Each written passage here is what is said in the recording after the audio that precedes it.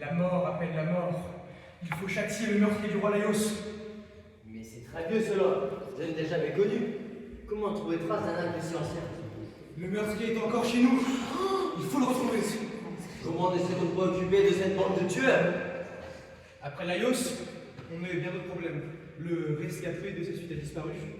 On a laissé tomber. Le temps passe. Je vais m'en occuper. J'ai déjà sauvé la cité une fois. C'est bon, ça va aller. Ça va aller, je le sens. Il a liquidé la Sphinge quand il est arrivé. Il va régler nos problèmes. Mais il est temps, parce que la situation, la ville est grave. C'est une vraie malédiction. On en a encore enseveli un paquet cette semaine. Il n'y a plus moyen de se protéger. Qu'est-ce qu'on va faire? Et nos prières ne fonctionnent pas. Pourtant, on ne peut pas dire qu'on n'essaie pas. Les temps sont pleins de suppliants. Tiens, voilà Oedipe qui revient. Aurait-il trouvé une solution? Oedipe!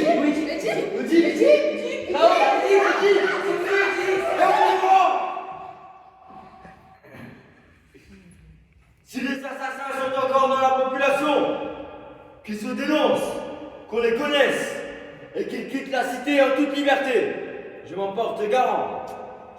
Si quelqu'un les connaît, qu'il le dise, je récompenserai sa franchise. Mais si on refuse de répondre à mon appel, que soient maudits, complices comme assassins, que leur vie se terminera en vengeance de leur honte.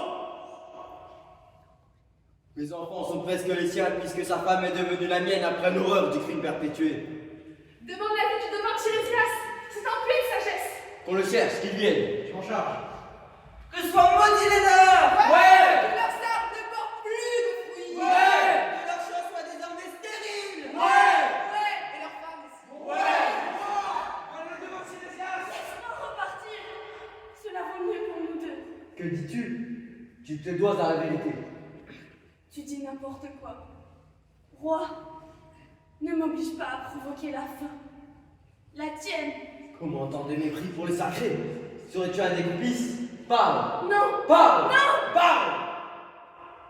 Ce qui doit s'accomplir, doit s'accomplir. C'est toi, Éthique, qui as commis le crime.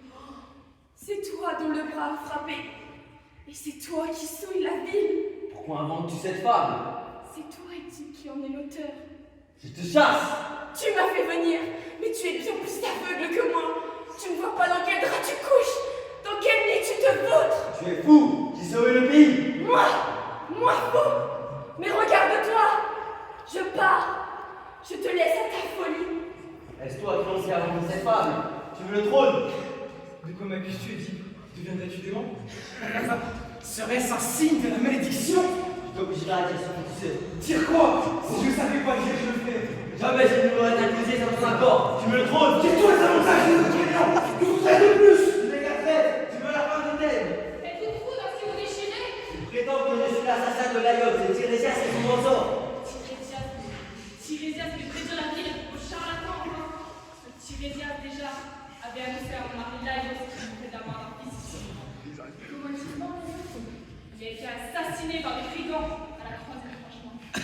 À la croisée des trois chemins.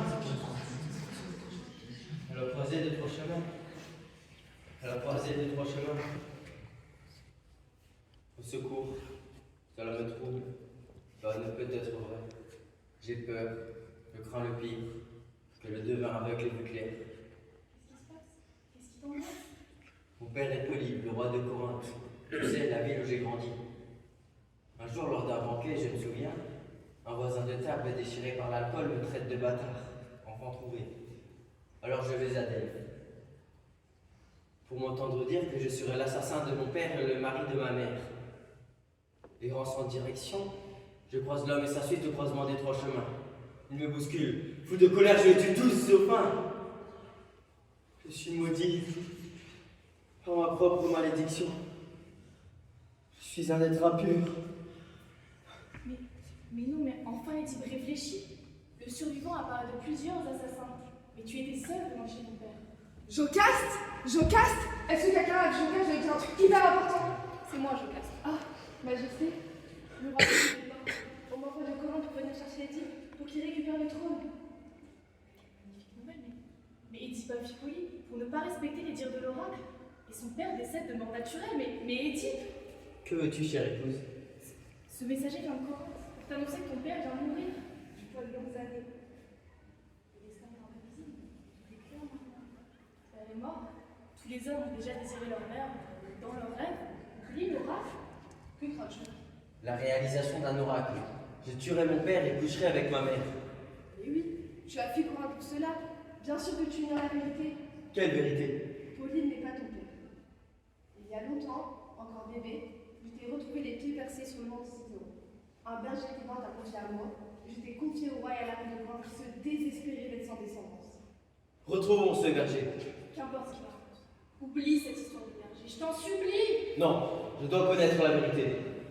Y en a-t-il parmi vous qui connaissent ce berger? Je suis là, roi. Je suis présent depuis le début de l'histoire. L'homme, le roi que tu as devant toi, l'as-tu déjà vu? Mais oui, maintenant je remets tout. Tu es l'enfant que cet homme m'a confié. Édipe les pieds enflés. Parle maintenant, tu vas le regretter. C'est le roi, l'ancien, qui t'a confié à moi. Pourquoi? Pour que tu meurs, l'oracle. Je t'ai confié à cet homme pour qu'il t'emmène loin. Ainsi tout était vrai. Assassin de mon géniteur, amant de ma mère. Au secours, au secours! La reine Jocaste est morte! Elle s'est pendue en prononçant toujours les mêmes mots. Noce monstrueuse! Noce monstrueuse! Noce monstrueuse! Édipe la rejoint dans sa chambre, et après l'avoir décroché, il lui arrache la broche qui décorait sa robe et son labour les yeux. Jamais plus vous ne verrez ce qu'il ne fallait pas voir. Il vient en infirme, les yeux crevés, la figure sanguinolente, souffrant le martyre d'être exposé comme il le fut enfant. Quelle sera la décision de Créon? Qui sera le roi légitime à présent?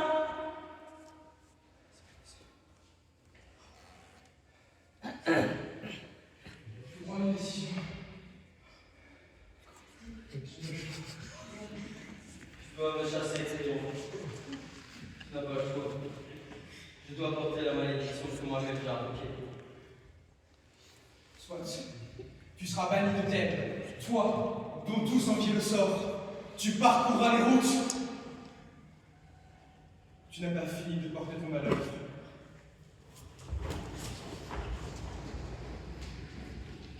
Bravo!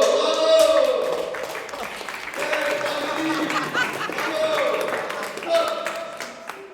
Vous me reconnaissez? Oui. Mais oui! C'est moi! Dionysos! Le dieu du vin, de l'ivresse, de la ganaille, mais aussi le dieu du théâtre. Vous venez de découvrir l'histoire d'Édipe et de Jocaste comme on vous le raconte depuis Sophocle. C'est une belle et terrible histoire, mais Sophocle ne nous a pas tout dit. Et pourquoi il ne nous a pas tout dit, Sophocle? Hein? Eh bien, tout simplement parce qu'il ne savait pas tout. Pour faire toute la vérité sur cette terrible histoire, il faudrait entrer dans la tête de Jocaste. Par de la le temps, par de la le mythe, par de la mort. Ce serait prodige. Oh! Qui peut faire des prodiges?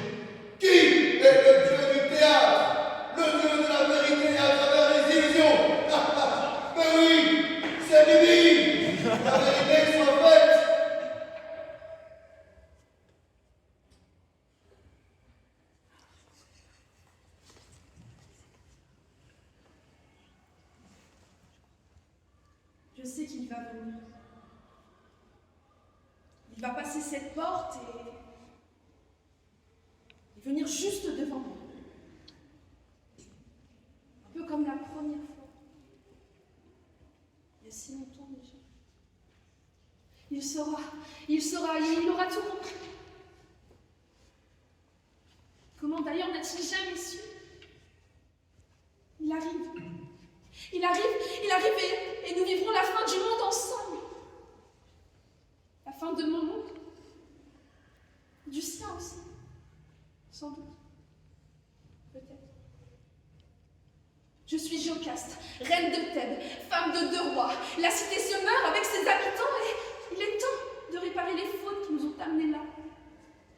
Aujourd'hui. Les fautes. Mais est-ce un crime d'avoir aimé? D'avoir trop aimé? Notre amour fut démesuré. Ce fut une faute et nous allons la payer. Vous pouvez peut-être penser que c'était pas sincère, mais je l'ai aimé, je vous promets, je l'ai aimé. À la seconde même où je l'ai vu. Notre amour fut immédiat, zénithal, absolu. Je n'ai jamais vu de roi et je me rappelle même avoir pensé ne jamais avoir vu d'homme jusqu'à cet instant. Comprenez-moi, je vous en supplie. Je suis Jocaste, reine de Thèbes, mère et femme d'un roi. Et je suis morte d'avoir trop aimé.